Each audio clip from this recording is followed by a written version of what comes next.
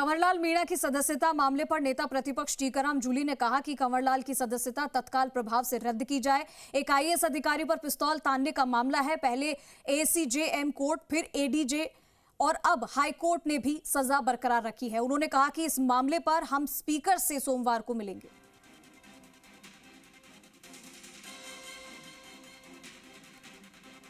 हमारे साथ हैं नेता प्रतिपक्ष टीकाराम जूली, उनसे बात करते हैं। टीकाराम जी, कंवरलाल मीणा की जो सदस्यता को लेकर हाई कोर्ट ने फैसला दिया है, उनको रिलीफ नहीं मिला है, उसके बाद में आप लोग एग्रेसिव दिख रहे हैं, मांग कर रहे हैं कि उनकी सदस्यता रद्द की जाए, क्यों ऐसा? देखिए, ये कोई पहला प्रकरण नहीं है इस प्रकार के मामलों में जिसमें भी सज़ा होती है तो सदस्यता जाती ही जाती है। यहाँ भारतीय जनता पार्टी की चूँकि सरकार है, डबल इंजन सरकार है, पूरे प्रयास ये किए जाएंगे कि इनकी सदस्यता रद्द नहीं हो और वो सुप्रीम कोर्ट में जाके कोई राहत लेने का प्रयास करें।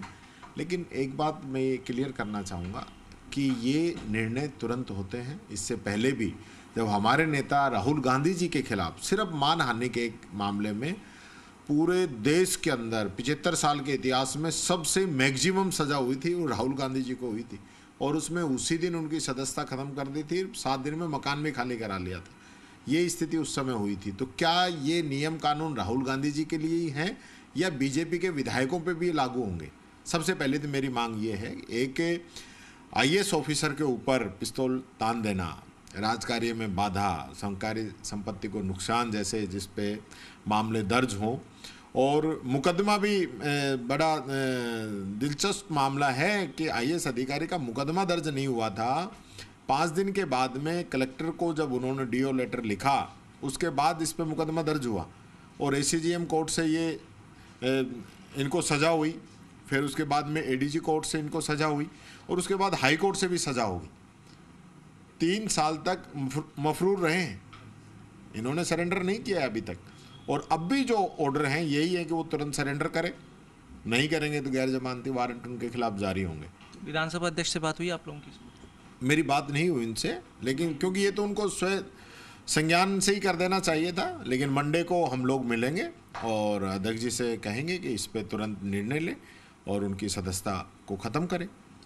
लोक प्रतिनिधित्व अधिनियम में ये जो बदलाव है, क्या ये दूसरे जनप्रतिनिधियों पर भी भविष्य में संकट डाल सकता है? ये मामले बहुत गंभीर प्रवृत्ति के होते हैं। हालांकि कंवरलाल मीणा पर पहले भी कुछ सामाजिक संगठनों ने आरोप लगाए थे, उन्होंने लाठी से वार किया था अपने निर्वाचन क्षेत्र में, मनोहर थाना में पहले। अभी वो अंता से विधायक हैं, इनके चुनाव के समय भी विवादास्पद स्थिति बनी थी, आप आमने सामने की स्थितियाँ टकराव की। देखिए, इसमें जो हाई कोर्ट के आदेश है ना, उसमें स्पष्ट लिखा गया है कि ये आदतन इस प्रकार का इनका काम रहा है, इनके खिलाफ पहले भी मुकदमे हैं और भारतीय जनता पार्टी की तो सरकार में मंत्रियों पर दर्जनों मुकदमे दर्ज हैं। तो ये किस मुंह से ये बात करते हैं कि भाई हम स्वच्छ राजनीति की बात करेंगे? तो ये जो नियम कानून कायदे ये सब विपक्ष के लिए हैं क्या? जो ईडी, इनकम टैक्स, सीबीआई जो लगातार विपक्ष पे काम कर रही है, तो अब जो